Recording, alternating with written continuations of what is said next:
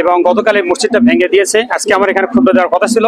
তো এইখানে আসলে মসজিদটা প্রথমে আল-আকসা নাম করা হয়, তারপর আমরা দেখলাম ওই মসজিদের মধ্যে বিভিন্ন রকমের বেদাতি লোক ঢুকে গেছে, পীর পূজারী ঢুকছে, অনেক ধরনের লোক। তখন আমরা সেই কমিটির সিদ্ধান্ত করলাম যে না, আমরা একটা মানাস ক্লিয়ার করবো। সেজন্য আমরা নাম দিলাম আহলুল হাদিস মসজিদ।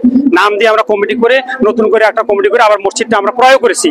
ক্রয় করার পর আমাদের স্থাপনার উপর এই মসজিদটা এখন আছে। সেই মসজিদটা গতকাল দুর্বৃত্তরা ভেঙে দিয়েছে। এটা হলো সারসংক্ষেপ কথা। মসজিদের জায়গা শাশ্বত দলিল করা হয়েছে, রেজিস্ট্রি করা হয়েছে, তার খারিজ করা হয়েছে, সবকিছু করা হয়েছে। সেই জায়গা থেকে তারা ওই স্থাপনাটা দুর্বৃত্তরা তুলে নিয়েছে। আমরা প্রশাসনের কাছে এর চাচ্ছি, শাস্তির জন্য আবেদন জানাচ্ছি।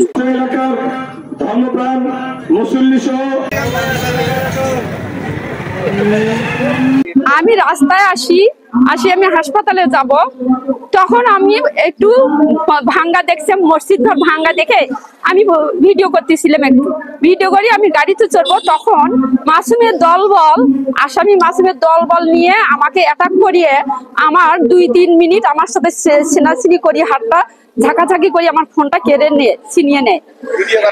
হ্যাঁ, ভিডিও করার কারণে আমার ফোনটা ছিনিয়ে নেয়। আইফোন 10 আমার কাছ থেকে ছিনিয়ে নেয়, আমার ছোট বোন দিয়ে দিয়েছে আমার।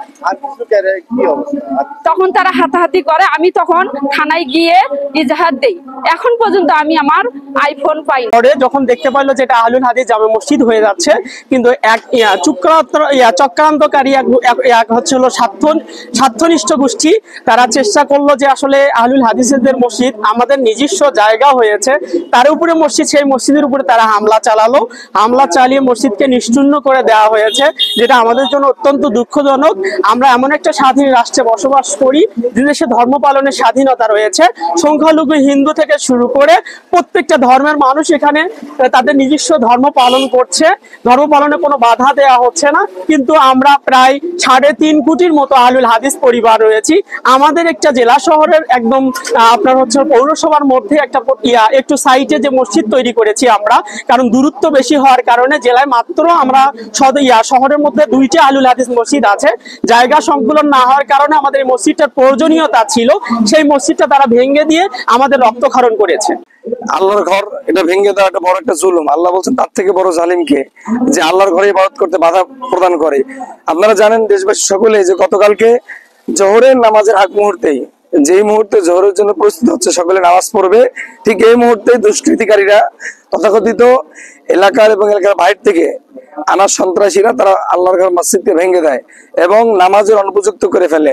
বৃহস্পতিবারে কাজটা করলো, আজকে জুমার দিন, আজকে মুসল্লিরা যেখানে সালাত পড়ার জন্য খতিব ঠিক করা হয়েছে, নির্ধারণ করা হয়েছে, এবং মুসল্লিরা যেখানে প্রতি জুমায় নিয়মিত সালাত আদায় করে, এখানেও সালাতের আজকে অনুপযুক্ত। যারা মসজিদ ভাঙে এরা তো আসলে মুসলিম নয়, এদের রেশ এখানে মসজিদ হতে দেওয়া যাবে না।